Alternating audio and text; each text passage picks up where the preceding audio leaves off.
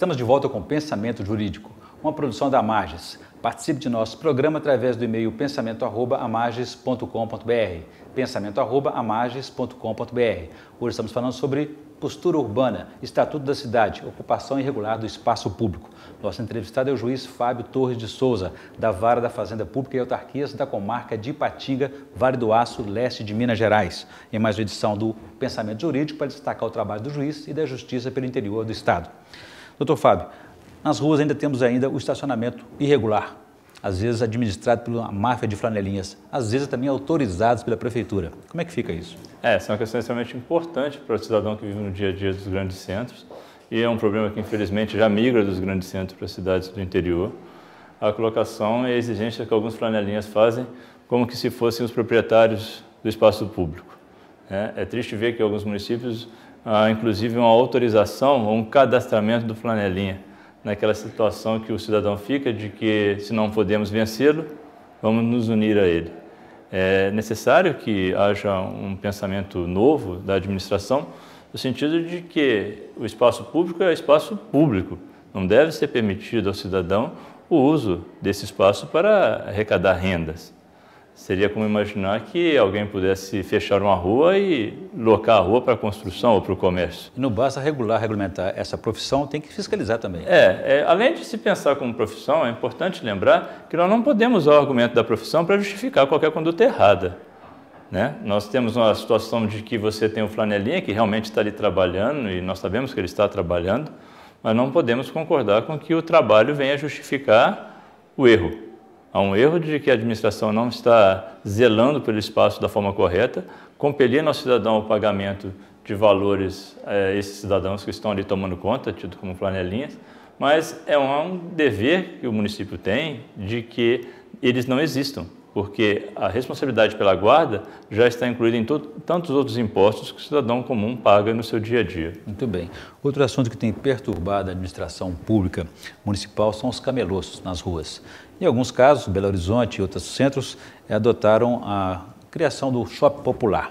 Isso resolveu o problema?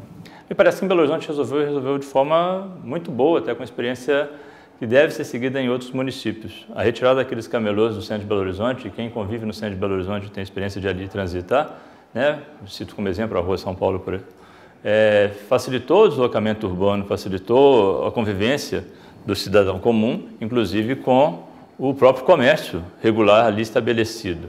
O deslocamento desses camelôs para a área de shopping também possibilita, ao meu ver, a administração um controle mais eficaz da atividade por eles desenvolvidas, que, embora seja uma atividade não plenamente regulamentada, é uma atividade que existe e o município deve ter um controle eficaz dessa atividade até dentro das próprias posturas que o município desenvolve na sua legislação. Com mais dignidade e profissionalismo. Sem dúvida alguma, desses comerciantes. Tanto para o comerciante como para o consumidor que frequenta aquele espaço. Agora, por outro lado, doutor Fábio, ainda não conseguiram conter a questão da pirataria, dentro desses shoppings ou até fora deles.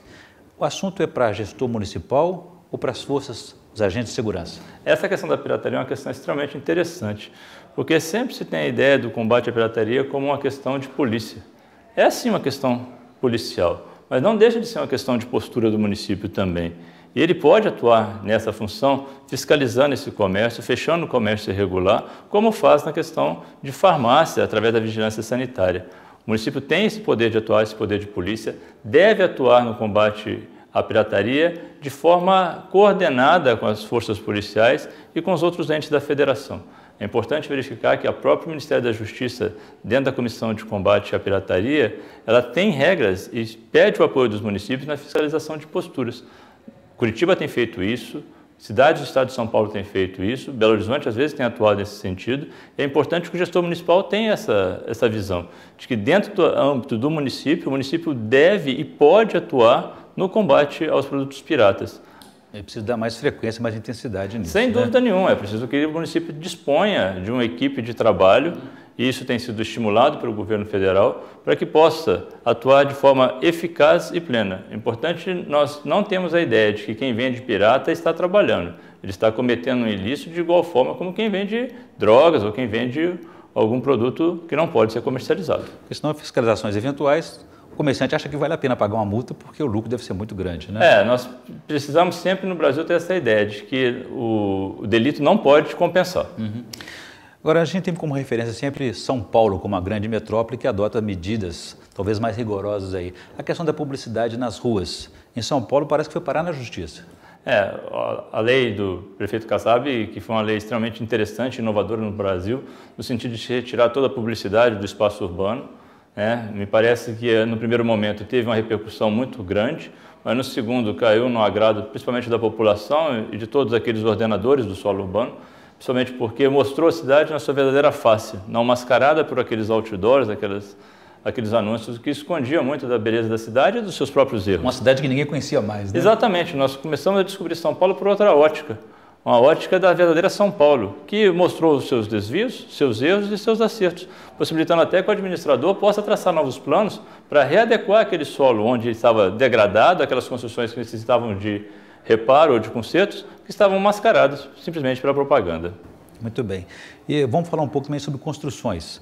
As construções irregulares, que tipo de instrumentos que o município tem para poder controlar, regular isso? É importante sempre ter em mente que, através do Estatuto da Cidade, com a criação dos planos diretores e a adequação desse solo urbano de forma eficaz, o município passou a ter uma gama de legislação extremamente forte para adequar o solo urbano e principalmente as construções. O município pode exercer o poder de polícia dele, embargando a obra administrativamente, ou pode recorrer ao judiciário, se for o caso, para que, estando a construção de forma irregular e não atendendo aos preceitos legais, que hoje não simplesmente se adequam à própria construção em si, mas verificação de questões ambientais, de ocupação de vizinhança, de parcelamento do solo, para que o próprio judiciário possa ser acionado e, se houver irregularidade, embargar a obra para que ela não continue. Muito bem. Doutor Fábio, vou fazer um novo intervalo. No próximo bloco a gente fala também sobre o Estatuto das Cidades, que não falamos ainda, e também sobre outras medidas, leis adotadas em São Paulo que os municípios estão copiando, como a questão da lei antifumo, o cerco aos fumantes. A gente volta em instantes.